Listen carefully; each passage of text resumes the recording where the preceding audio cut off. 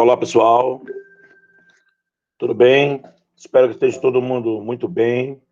Vamos dar continuidade à nossa aula sobre o período da redemocratização no Brasil, de 1945 ou 46, dependendo da interpretação, até 1964. Né? Um período turbulento, em que a democracia tenta se afirmar e, no final, vai levar um golpe. Já comentamos em aulas anteriores outros governos, né? Hoje vamos falar de Juscelino Kubitschek, depois nós vamos falar de Jânio Quadros e João Goulart, dentro do que o tempo nos permitir. Numa outra aula eu já tinha falado desse governo, né, dando ênfase a outros pontos, e hoje nós vamos trabalhar reforçando esse assunto. Quem estiver acompanhando aí as aulas no meu canal, vai ter oportunidade de estar encaixando as informações. Kubitschek ele vai assumir um governo num momento com muita turbulência, né? O governo dele é um governo assim, com toda hora com tentativa de golpe, após a morte de Getúlio Vargas. Eu mostrei, inclusive, numa outra aula, a sucessão que houve aqui entre o vice-presidente, que era o Café Filho, muito, vamos dizer assim, getulista, apoiava Getúlio, era o vice de Vargas. E depois, em uma reunião com os militares, resolveu se comprometer em assumir o governo caso Getúlio sair. Ele disse que não faria isso. Pois bem, assumiu. Quando Juscelino ganha, ele adoece, não pode passar faixa. Né? Alguns dizem que tinha alguma coisa aí de tentativa de golpe aí. Passou-se para o presidente da Câmara, Carlos Luiz. Esse, quando assumiu, não quis passar a faixa presidencial. E junto com a UDN, o partido oposicionista Vargas, né, de direita, esse partido, né, deu dizendo que dá todo apoio, que tinha ala militar, que tinha os nomes de peso das telecomunicações, mas também tinha militares contra o golpe. E criou-se uma luta pela legalidade, né? É porque Juscelino tinha conseguido um percentual baixo de votos e usaram isso como argumento para que ele não assumisse. Carlos Luiz vai entrar para a história como presidente que ficou menor tempo no poder. Até que Nereu Ramos, né, o ministro da Justiça, vai acabar, da Justiça não, do STF, vai acabar assumindo o cargo e passando a faixa. Isso aí nós vamos ver esse governo muito conturbado dele. Era só para você dar uma olhadinha na imagem dessas figuras emblemáticas. Então, quem era Café Filho? PSD, que era um partido aliado a Vargas, né, o partido do Juscelino também, cercado de UDN por todos os lados. Isso era o Café Filho. Então, repara bem, era um cara do PSD, mas quem estava ao seu redor era um partido opositor. Por isso que eles criaram aqui em alusão o que é uma ilha. Né? Eugênio Goulart, o ministro, instituição, ele está mostrando aqui como é que foi a tentativa de golpe. Então, lembra bem, o Juscelino ele tem tentativa do golpe até mesmo antes de assumir. Inclusive, no momento que ele assume, de novo, tem tentativa de golpe. Tentativa de atentado à sua vida teve vários, né? Gasolina adulterada do avião. No outro caso, ele chegando em Minas Gerais, estouraram os transformadores e não tinha energia. Os amigos ligaram, né, os faróis dos carros para que o avião pudesse pousar, entre outras coisas. Mexeram em motor de avião. Ele foi um governo assim muito conturbado dele, né? Toda hora tentando tirarem ele do poder, na marra. Em 55 vieram as eleições. Café Filho governou da morte de Vargas, em 54 até 55. Olha só o percentual de Vargas, de votos do JK, 36%, contra 30% de Juarez Távora, né? Juarez Távora da UDN, né? Figura aí emblemática, né? Muita história aí, sempre inimigo de Vargas. 26, Adhemar de Barra, aquele do partido Nanico, que apoiou Vargas, agora já estava contra, mais tarde vai apoiar o golpe. Lacerda acusa JK de tramar juntamente com Juan Perón, presidente da Argentina, né, populista, muito parecido com o modo de governar de Getúlio Vargas. A possibilidade de uma república sindicalista, né, entre o Brasil e a Argentina. vamos dizer assim, jogar na mente da população essa ideia do perigo, né, do sindicato de esquerda. Isso é antigo no Brasil. Perdidas as eleições, a UDN questiona, quando eles não conseguiram mais discutir, né? Repara bem, sempre quem perde a eleição, ela é fraudulenta, ela não é confiável, né? Se o cara ganhou, foi a melhor eleição do mundo. É sempre assim. Ele vai colocar a culpa porque é eletrônico, ou vai colocar a culpa porque era no papel, vai arrumar um jeito. Então, agora, não tendo mais o que questionar, eles vão questionar o percentual. E aí o Marechal Lott, né, esse militar com muita história, inclusive vai ser candidato a presidente em 60, tendo como vice João Goulart. O general Lott não deu margem e levantou a bandeira contra o golpe, né? Então ele entrou para a história como golpe preventivo, né? Ele articulou a posse mais rápida possível de JK. Era chamada a campanha pela legalidade. Ganhou, tem que assumir. Não existia reeleição, não existia segundo turno, não era previsto. JK inaugura a era do nacionalismo desenvolvimentista, né? A famosa frase, 50 anos em 5. Plano de meta, guarda esse nome. É o nome que em uma prova de concurso, né, concurseiro, no vestibular, meu amigo vestibulando, é a dica de que você está no governo JK. 50 anos em 5. É claro que essa frase não é ele que criou, né? Se eu não me engano, o nome é Frederick Smith, um poeta que era um dos seus conselheiros. O Estado deveria investir pesado em indústria siderúrgica, estradas hidrelétricas. Ele vai ligar o Brasil de norte a sul, vai trazer mais hidrelétrica, claro, precisava de energia. Além de abrir o crédito para os novos empresários. Ele vai ser criticado porque os caras vão dizer que ele está gastando tanto em outras coisas e esquece o analfabetismo que ainda está alto, a fome. Para JK, ser nacionalista era fazer o Brasil sair do posto de um país agrário exportador para o posto de um país industrializado. Tentativas que foram feitas muitas vezes, né? Inclusive na segundo reinado, no início da República, né? Com aquela política do encilhamento, né? Emitir moedas para que fosse investido na indústria e não deu certo. Ou seja, a abertura para o capital externo vai acontecer. Repara que isso é uma bandeira contrária a Vargas, né? Abertura do capital externo. Ele mesmo sendo getulista do PSD, ele vem com uma ideia diferente de Vargas, né? Abrir o capital para que o Brasil pudesse se desenvolver. Entrar no que na época era chamado de país subdesenvolvido para um país desenvolvido. Nos anos 50, o momento da consumulândia, né, do consumismo de tudo, né, todo mundo querendo consumir, é televisão, é geladeira, automóvel, o que será chamado de indústria de bens duráveis. Lembra que tem a indústria de base, é Vargas, lá da era Vargas. A propaganda política colocava o governo como motor do progresso e da modernização.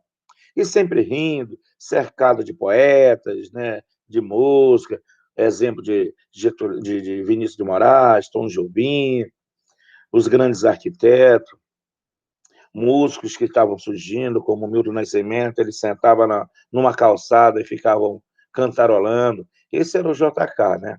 Um médico de formação, político com devoção, foi prefeito de Minas, foi governador, um homem que tinha uma história longa aí na política. Morre em 76 num acidente automobilístico. Um acidente suspeito até hoje, né? Em 55 começaram a rodar os primeiros carros produzidos no Brasil, né? Aí nós temos uma das mais famosas aí foi a Rural Williams, porque foi muito comprada a turma do campo, né? Eu lembro de ter visto esse carro, um carro forte, duradouro. O Fusca, né? O Fusca, então, era o carro, a Volkswagen vem para cá. Aí vem a Arno, Valita, a GE, a Goodyear, a Pirelli, entre outras. E nós estamos aqui entrando várias indústrias. Então, o desenvolvimento estava que estava, a vento em popa. E outras multinacionais. Em 50 surge a primeira TV na América Latina, a Tupi. Numa aula anterior, já tinha falado, a Chateaubriand, o homem que vai trazer a televisão para o Brasil, né? Ele se encanta em uma viagem nos Estados Unidos com essa tecnologia e resolve trazer.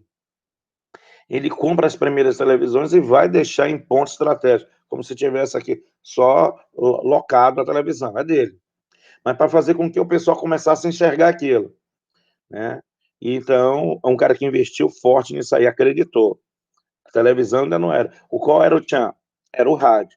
Mas a televisão deu a oportunidade de as pessoas verem o que elas só ouviam, né? Os seus artistas preferidos das radionovelas, os programas de auditório dos rádios, né? Que ele ouviu os apresentadores, mas em muitos lugares do Brasil ninguém tem ideia de como é que era o rosto daquela pessoa.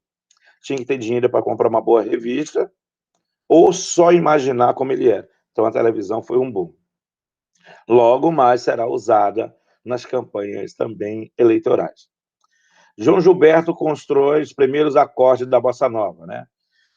Nós temos aí, se eu não me engano, o ano de 58, onde vai ser gravado o disco Canção do Amor Demais, né?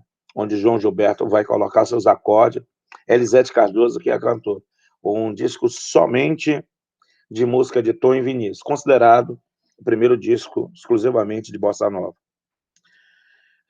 Daí vai vir um apelido dele, né? O Presidente Bossa Nova, né? Mas graças a uma música de um humorista e ainda vivo, baiano, Juca Chaves. Glauber Rocha, um baiano, né? Inquietava a comunidade artística com a ideia do cinema novo. Ele disse que bastava uma câmera na mão e uma ideia na cabeça. Uma câmera na mão e uma ideia na cabeça. Ele botava a câmera e saía gravando tudo. Dentro dessa mesma jogada, vão fazer isso no velório dele, ele vai fazer no Di Cavalcante, ele vai entrar, filmar o velório todo do Di Cavalcante, que era um grande amigo dele.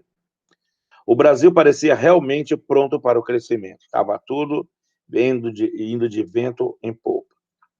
Consumilândia, então, era aquela ideia, né? Aspirador de pó, pasta de dente, o cinema, sabonete, entre outras coisas aí. Então, o Brasil estava se enquadrando aí, e o mundo vivia ainda, né? Vivia fortemente a polarização, né? Os anos 60 serão mais ainda, né? Com a construção do Muro de Berlim, com a crise dos mísseis entre a União Soviética e os Estados Unidos, a coisa ainda ia piorar. Para desviar as atenções sobre o cenário da crise econômica, tanto investimento, muito capital estrangeiro, vai haver um probleminha de inflação, né? Principalmente na construção de Brasília, muito empréstimo. JH dá a cartada que o marcaria, a construção de Brasília. Lembrando que JK é Juscelino Kubitschek, não confundir com uma sigla parecida que o vestibulando também é obrigado a saber, assim como o concurseiro, tá? JFK, que é o presidente John Fitzgerald Kennedy dos Estados Unidos, que inclusive já está para assumir a presidência lá. O Brasil crescia numa ordem de 10% ao ano, né? Hoje não está crescendo nenhum. Entre 55 e 61, a indústria cresceu 80%. A renda per capita crescia a uma taxa de 4 ao ano. Não era tão proporcional. O problema é que toda a riqueza concentra-se nas mãos de poucos. Quer dizer, o Brasil crescia muito, mas o povo crescia pouco. Uma numa PG e outra numa PA. Então, não alcançava nunca. Não havia uma divisão de renda. Tá? A renda era concentrada no Sudeste e na mão de alguns. Enquanto o Brasil 80, a população 4. O Brasil 10, a população 4. Não chegava nem à metade. O SM perdia poder e os setores agrários e a mar começava a desencadear os trabalhadores, desempregar os trabalhadores. Então, quer dizer, começava... Agora nós temos aí mais um maquinário e menos pessoas sendo contratadas. Para evitar o colapso, né, no nordestino e a possibilidade de revoltas agrárias, a JK vai criar a SUDEM. Vou parar para comentar isso aí. Né? Nesse período houve uma das grandes secas no Nordeste, como há várias, porque é cíclico lá, né? Então a Sudene tinha uma atividade muito boa, né? Levar o desenvolvimento para o Nordeste. Aquilo que o Sudeste estava vivendo, né? Industrialização e tudo, o Nordeste também seria a saída, dentro de um trabalho também de irrigação e dinheiro para financiar a indústria vai virar cabide de emprego, né, porque ele vai ser administrado por indicações políticas e não vai, no final, surgir o efeito desejado, mas a ideia era muito boa. A inflação crescia diante da má distribuição do bolo econômico. Como isso? Se o Brasil crescia muito em economia, mas não era dividido. Logo, havia uma inflação muito grande. O produto cada vez mais caro, mas a renda cada vez menor, mais achatada, né? Cada vez eu precisava de mais cédulas para comprar o mesmo objeto. Isso é inflação, também chamado nos vestibulares e concursos, carestia. JK usou o discurso de que a inflação seria um mal necessário para o processo do crescimento.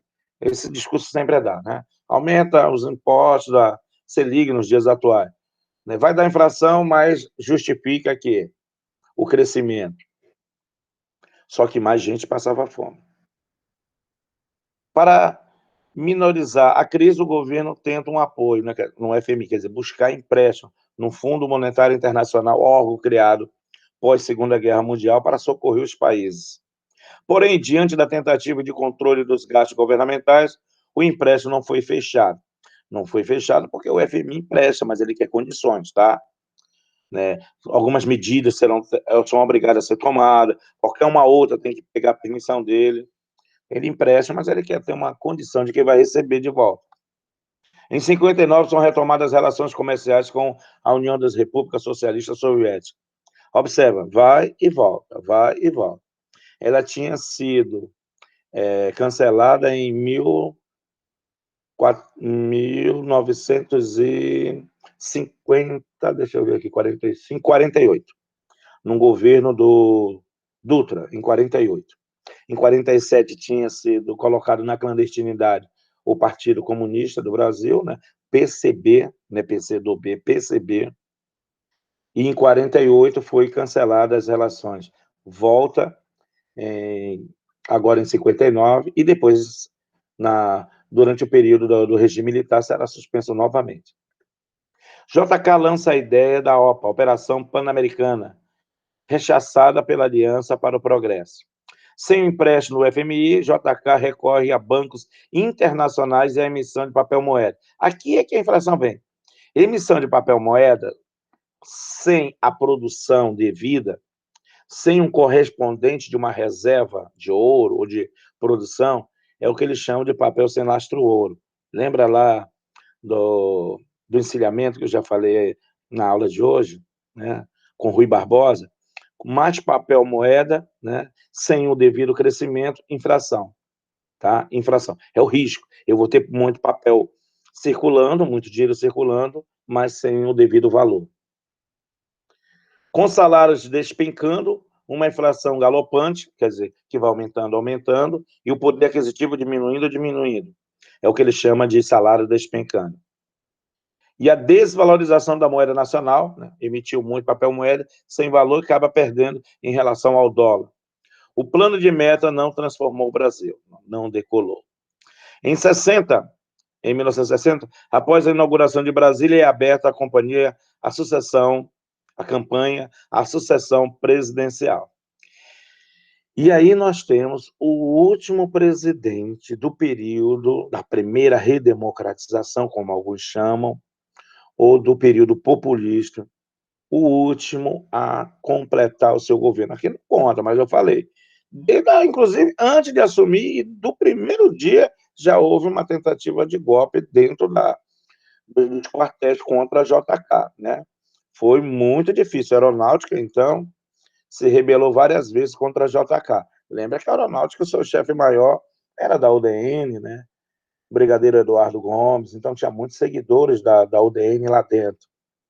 Mas só ele e o Dutra tinham completado o mandato, com muito sacrifício. JK, ele tenta voltar, né? Se articula para voltar, porque mesmo após o golpe de 64, havia uma esperança que haveriam as eleições, né? Quando os militares tomaram o poder em 64, foi que nem a Revolução de 30. Muitos pensaram que só ia organizar, tirar aquele perigo lá em 30, daquele suposto arranjos ali para para as oligarquias se manterem no poder, né, a política do café com leite, as oligarquias continuarem com fraude nas eleições e assim manter o poder através da posse do, do Júlio Prestes. Aqui, né, se pensou que quando Castelo Branco assumiu, só era para tirar o risco, né, dos comunistas no poder e assim dar uma tranquilidade para o Brasil e marcar novas eleições. Que nada, ficaram 21 anos no poder. JK vai ser, inclusive, exilado. Aí ele mostra aí a dívida externa como deu um salto monstruoso, né? Em 60 ela já estava bem aqui, porque ele pegou muito empréstimo, né? Era muita coisa sendo construída. Uma cidade inteira, como era Brasília, as rodovias, enriqueceu muita gente. E nessa campanha eleitoral aparece aí o Jânio Quadros. Vou só correr para cá para você ver. Ele era magrinho mesmo, né? Com uma cara de bêbado para mandar. E ele estava aqui na sua campanha de quem é o cara que iria varrer a corrupção, né? Um candidato que ia acabar com aquela coisa do getulismo. A UDN, que não conseguia emplacar um candidato, dá todo o apoio a esse partido nanico, com esse cara que vinha com a ideia do novo, né? Nós já vimos no nosso Brasil outras vezes, recente, o novo, e depois, com o tempo, a gente descobre que de novo não tem nada. O toma lá da cá continua, né? Baseada na campanha da vassoura, né? A vassourinha, varre, varre, vassoura. Era a musiquinha que era usada, né? Jingle da campanha dele. Jânio eleito sob a ideia de varrer a bandalheira, perdão, no Brasil. O seu vice no emplaca vai ganhar o vice do Marechal Lott, João Goulart, que já tinha sido vice do Juscelino, que tinha sido ministro do Trabalho do Getúlio Vargas, né? Na época que ele deu 100% de aumento do salário mínimo. Então, um cidadão que já estava na política, latifundiário, dono de muitas terras e gado no sul, né? Era da mesma cidade de Vargas. Tinha, nesse mesmo período, vai ganhar a eleição para governador do Sul, um cunhado seu, Leonel Brizola. Mais tarde vai ganhar 2 eleições no Rio de Janeiro. Já contei isso numa aula anterior, né? Um caso único, o cara ganhar em 2 grandes estados, né, colégio eleitoral, Rio Grande do Sul e Rio de Janeiro. 3 vezes governador. Diante de um país infracionado e endividado, um país que estava horrível, né? Toda aquela modernidade de Brasília, né? De carro construindo, mas estava uma loucura. Jânio adota uma política econômica austera, né? Então, rigor fiscal, para tentar sanar os cofres públicos, que é uma ideia boa, né? Mas que vai trazer muito inimigo. Controlada pelo FMI, lembra? O FMI diz: eu empréstimo, mas eu quero saber todos os passos. Só vai para frente se eu der o ok aqui em qualquer projeto, qualquer ação governamental. Essa era o perigo de pegar um dinheiro emprestado do FMI. Restringiu o crédito e congelou salários. Agora nós estamos vivendo, né? O governo diz que empresta dinheiro para os estados, desde que não aumenta salário ao funcionário público e tudo, como se ele fosse a razão de todos os males, né? Tomou medidas estranhas, né? Já comentei isso numa aula, né? Proibiu as rinhas. O que é rinha, Rocha? Briga de galo. Ele, na verdade, ele vai acabar com todos os jogos de azar, né? Também. Não todos, porque Dutra já tinha feito isso, né? Com cassino e tudo. Corrida de cavalo durante os dias úteis da semana, porque o pessoal tinha que trabalhar durante a semana. Corrida de cavalo no Rio era um dos principais esportes. E o desfile de biquíni, né? Biquíni não podia. Não podia, eu já expliquei isso também num outro encontro nosso. Uma vez foram perguntar dele, por que o biquíni? Aí ele abriu a gaveta dele, né? Puxou lá um rolo de assinatura de baixo assinado de mais de 1 milhão das chamadas famílias de bem de São Paulo. Aí ele disse, um político, precisa de voto. Aí atendeu, deu uma canetada, proibiu os biquíni porque foi pedido pela sociedade paulista. Diante da Guerra Fria, lembra? 61 é o ano que o negócio vai ficar mais forte, né? A Alemanha tinha sido dividida após a guerra, em 45, em 4 zonas de influência. Uma parte para a União Soviética, uma parte para os Estados Unidos, outra sob o comando da Grã-Bretanha, que é a Inglaterra, e outra a França, que nem queria dar, né? O que a França fez na guerra? Nada. Todo mundo teve que socorrer a França. E o que a União Soviética fez? resolveu cercar sua parte, que ficou chamado de Alemanha Ocidental e Oriental. Sempre que você ouvir falar de ocidental oriental, ocidente, ele queria dizer a parte da Europa, mas naquela parte ali era exclusivamente dentro da Alemanha, entendia-se a Alemanha capitalista e a Alemanha socialista da União Soviética. Isso vai materializar o que chamávamos da polarização, da bipolarização mundial. Agora aquele muro era como se estivesse dividindo o mundo nas duas ideologias. Deixa eu ver mais. Diante da Guerra Fria, adotou posicionamento de autonomia. Comentei isso também, né, já. O que é autonomia? Ele disse, não vou me render nem para um nem para outro. Vou negociar com os dois. Claro que isso não é legal. Quem fica em cima do muro leva a porrada dos dois lados, né? Mas foi uma medida muito boa, na minha opinião, né? Não se render, ter uma autonomia, mas tem um preço caro, né? Era preciso aumentar o número de parceiros comerciais. Se eu quero me desenvolver, eu não vou comercializar só com um lado, né? Era mais ou menos como o Lenin disse durante a Revolução de 1917 na Rússia. Essa guerra não é nossa, essa guerra é de imperialismo, quando ele se retira da Primeira Guerra Mundial, né? Então, ele mais ou menos diz, essa briga ideológica não é minha. Eu quero é salvar o meu país e vou negociar com quem queira. Era como os dias atuais da vacina, eu vou comprar para quem quiser vender. De onde ela vem, não me interessa. Surgiu o efeito, eu compro. Era isso aí. E ele vai sofrer algumas consequências. Reatou relações diplomáticas com diversos países socialistas, né? Entenda-se, principalmente, o mais famoso, China. Combateu o colonialismo e evitou o encontro com Kennedy, que tentou conversar com ele, que queria trazer ele para o lado dele. Então, ele se esquivou, né, de John Fitzgerald Kennedy para não se comprometer a ficar totalmente aliado aos Estados Unidos. Ele sabia que o encontro de lá seria complicado, né? Eles iam encostar ele na parede. Em 18 de agosto de 61, condecorou, olha, bem pertinho, né? Bem pertinho. Ele vai sair dia 25 de agosto. Che Guevara, pô, já comentei, né? Che Guevara era o maior nome, né, do comunismo na América Latina. Ainda não era aquele grande Che Guevara que hoje é venerado por muitos no mundo, né? Porque ele é um cara interessante, ele vai ficar mais famoso do que ele, depois de morto, do que quando era vivo. Ernesto Che Guevara, ele é condecorado. E essa condecoração vai deixar os militares muito... Parece até que... Deixa eu ver se eu conheço aqui. Você parece até o Castelo Branco bem aqui. Isso aqui ele fumando aqui o charuto dele, na mais famosa revista, que era a Manchete. O Che Guevara era inimigo mortal dos americanos, né? Ele e Fidel, na virada do ano de 1959 para 60, vão tomar o poder de Domínguez em Cuba, na ilha, né, que vai ser chamada depois de Ilha de Fidel. Então, os militares vão ficar muito putos com ele. Ele condecora com a Cruz da Ordem Nacional do Cruzeiro do Sul, a maior condecoração, a maior honraria. Depois será cassado quando os militares tomarem o poder. Olha que ele faz isso pouquinho, então ele já estava com uma ideia de sair. Em 25 de agosto, ele queria fazer dia 24, não deu tempo. Ele queria que coincidisse com a morte de Vargas, para deixar um sentimento mais forte na população. Ainda era muito vivo, né, a figura de Vargas. Renunciou diante das pressões de que ele chamou das forças ocultas.